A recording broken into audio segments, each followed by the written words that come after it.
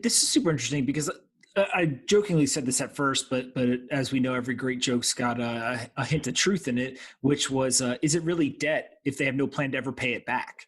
Right. And kind of what we've seen is a just an absolute expansion. I think we're at 75% expansion of the Fed's balance sheet over the last kind of 3.5 months. And if they were to put it through this latest rumored proposal of another $1 trillion kind of infrastructure package or whatever it is, we'd essentially see 100% growth in a 12-month period of the Fed's balance sheet. So kind of, is it actually dead, or how do you think about that balance sheet and kind of the deficit that just seems to literally just in 2020, every time I see an estimation as to what the final deficit for the year is going to be, it's just getting bigger and bigger and literally in some cases has already doubled from where they thought they were going to be at the beginning of the year to now where they think they're going to end up. Yeah. So first, every time that I hear a new $1 trillion stimulus be announced, I immediately buy Bitcoin. That's my new trigger, and I seemingly get to buy Bitcoin every week. So, no, I do think so. Realistically, and I think you keyed in on something really important, because if I had the opportunity if I was sitting before Congress or a member of Congress and I had Chairman Powell sitting in front of me, I would ask him one question, and it is, did you or did you not monetize the debt of the United States? Because the answer is clearly yes. And this is something that in my work, going back and reading the transcripts from past Fed meetings from after the financial crisis in and around 2011, I believe it was Richard Fisher, who was the Dallas Fed president. He basically, I can't quote it verbatim, but he made a comment that was along the lines of, we need to take the key, lock the door, and throw it away on the idea that we will ever again monetize the debt of our federal government. And there were a lot of responses that basically said, well, we're not monetizing the debt. This is just temporary. Of course, Ben Bernanke's gotten on 60 Minutes and said, and we can remove the accommodation, when we need to. And I think there's two problems with it.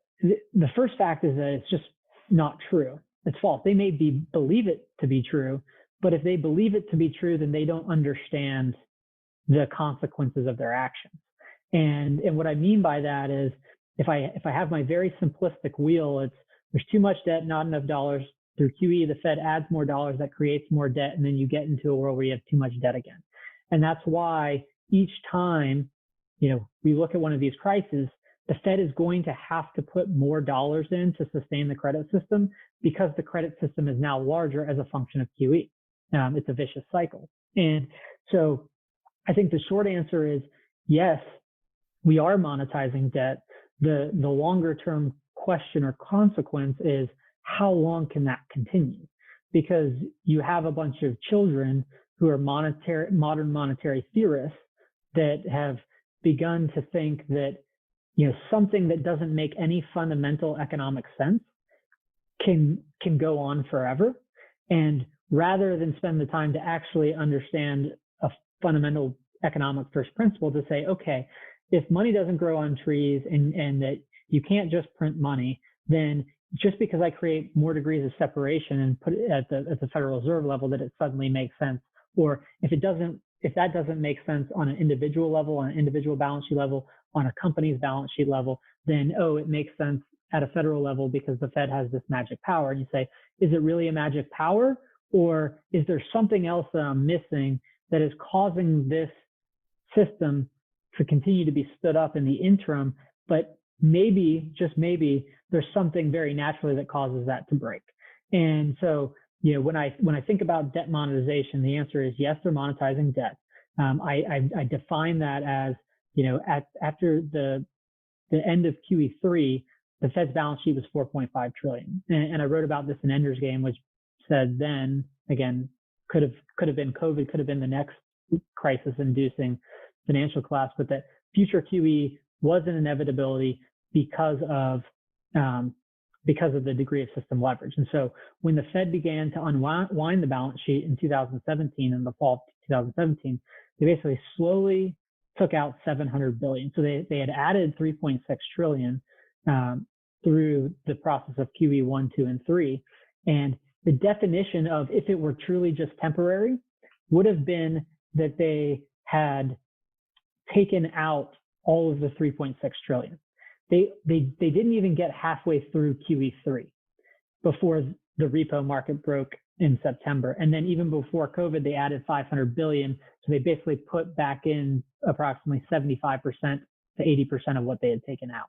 And now that we're elevated well above 4.5 trillion, which is where the balance sheet stood after QE3, it is, yes, they monetize the debt. They can never get their balance sheet below 4.5 trillion again, because those dollars are all needed to support an even more levered financial system. And so if I describe putting dollars in one sense as deleveraging the system, basically you've got debt as the numerator and dollars as the denominator. If you put more dollars in the denominator, you're deleveraging. But if you're taking those dollars back out and essentially, reversing the fact that you've monetized debt, then you have the exact same amount of debt in the world and you have fewer dollars to service them. So you're actually relevering the economy as a function of that operation. And eventually it breaks and you have to put them back in. So I think that there's a reality that while that is true, the amount of debt in the system and the degree of leverage actually keeps the system, it's a precarious balance, but it actually keeps the system together and causes it to break at the same time. And what I mean by that is that it's actually the high degrees of leverage that create demand for dollars. So that you can put $3.6 trillion in after QE and still have a world where the dollar generally holds its purchasing power because so many people are short them. And in many respects, the same dynamic exists today.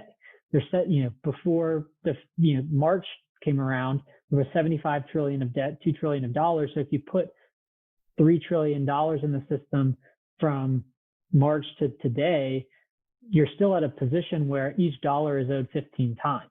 And people are constantly having to demand dollars, and that's allowing the dollar, despite the fact that a massive amount of dollars are being created, that is what causes the dollar to hold its value, because so many people are short of them and so many people need them. Now, effectively and ultimately over time, you will get into a situation where that the amount of dollars that they have to continue to supply into the system becomes less and less scarce relative to the amount of debt.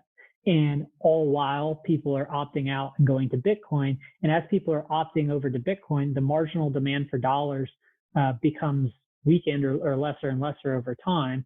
And once a critical mass of people, or once the density gets high enough in the Bitcoin world of people holding Bitcoin, and you don't have as many people constantly demanding dollars, that's when this cycle of QE ultimately breaks down, where they can't continue to do it because the dollar, while they're doing it, doesn't maintain its value.